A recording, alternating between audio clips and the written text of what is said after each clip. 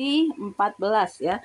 Transaksi 14, bukti kas masuk.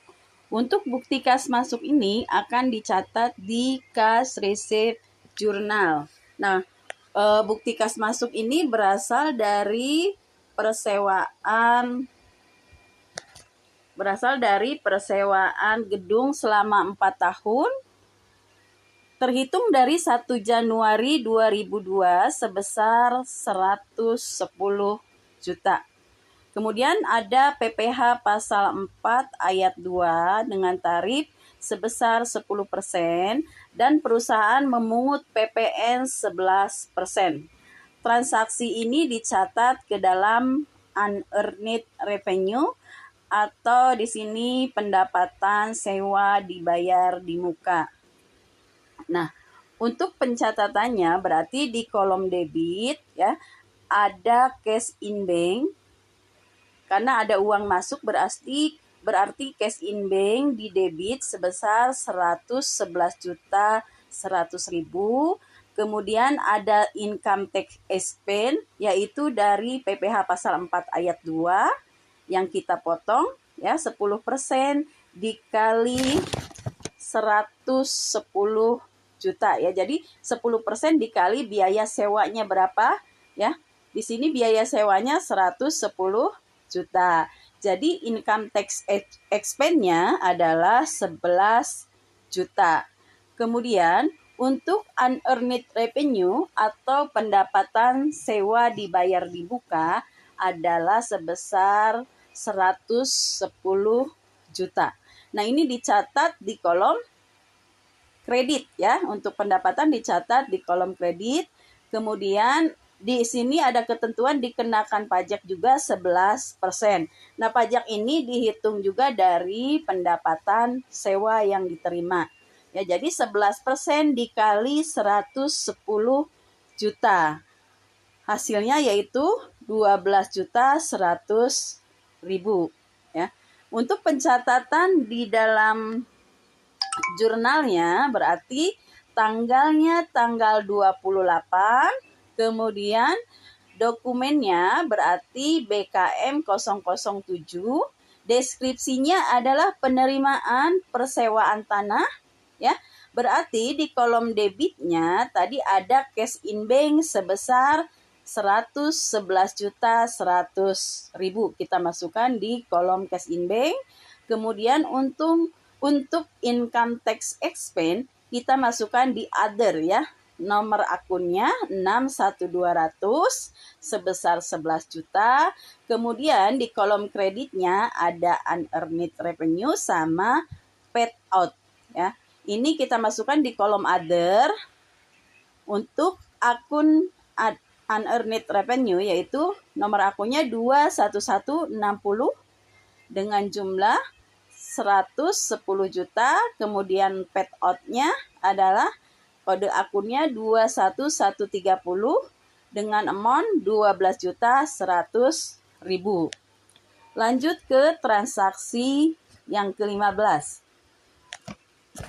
Ya, di sini transaksi yang ke-15 ada penjualan 600 lembar saham PT Mandiri pada kurs 116, di mana biaya penjualan sebesar 1%. Berdasarkan pasal 2 PP nomor 14 tahun 1997.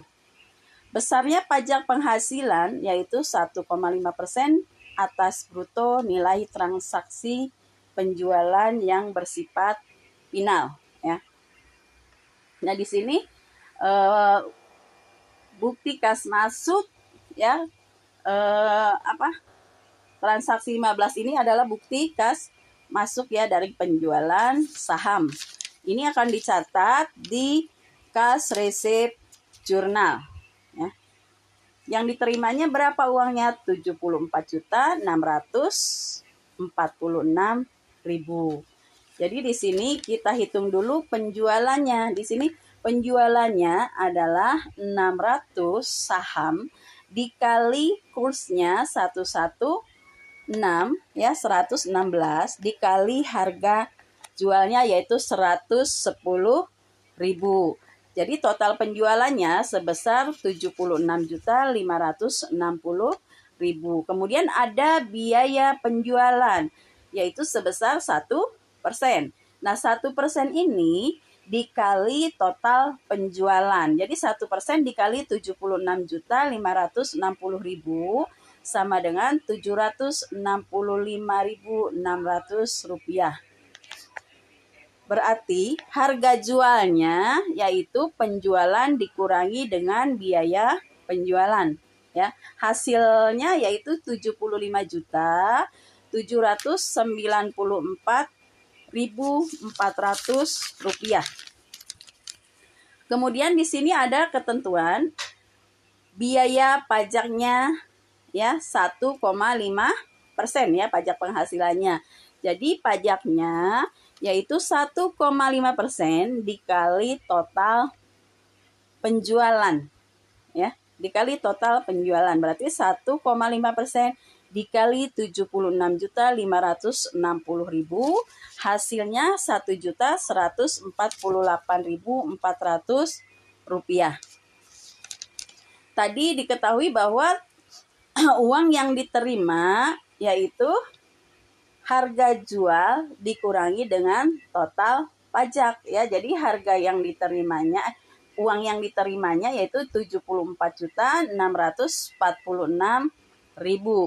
Nah, di sini kita hitung HPP-nya. HPP dari 600 lembar saham, ya. Berarti 600 dikali harga modal. Harga modalnya yaitu 145.000. Jadi HPP-nya 60.270.000. Nah, di sini ada selisih, ya. Ada selisih sebesar 15.524.400 rupiah, yaitu selisih dari harga jual dikurangi HPP, ya. Harga jual dikurangi HPP adalah 15.524.400. Nah, ini kita masukkan menjadi nilai laba, ya. Jadi jurnalnya di kolom debitnya ada cash in bank. Cash in banknya sesuai dengan uang yang diterima sebesar 74.646.000.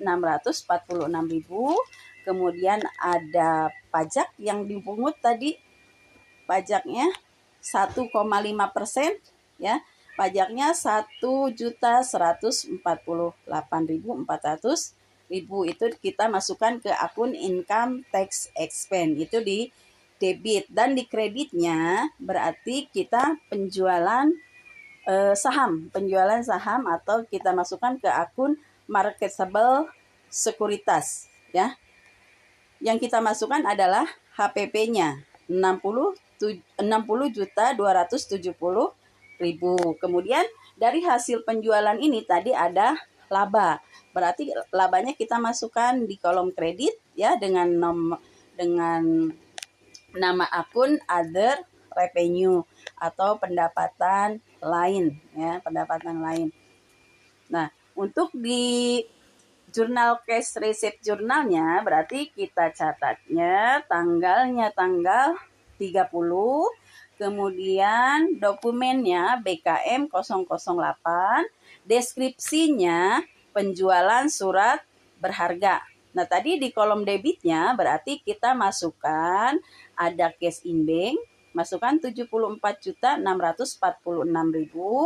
Kemudian ada satu lagi income tax expense, ya, biaya pajak, yaitu kita masukkan di kolom other dengan kode akun 61200, ya, sebesar 1.148.400 rupiah. Kemudian di kolom kreditnya ada marketable securities sama other revenue, kita masukkan di kolom other, ya, dengan kode akun 11120 sebesar 60.270.000. Kemudian 84.000 sebesar 15.524.400 rupiah. Jadi ini transaksi yang terakhir, ya. Nah, setelah kita melakukan penjurnalan, nanti di langkah selanjutnya adalah kita akan merekap jurnal, kemudian merekap subsidiary account receivable, subsidiary account payable, dan merekap inventory card ya. Kemudian lanjut ke input ke dalam buku besar. Oke, jadi ini transaksi 14 dan 15.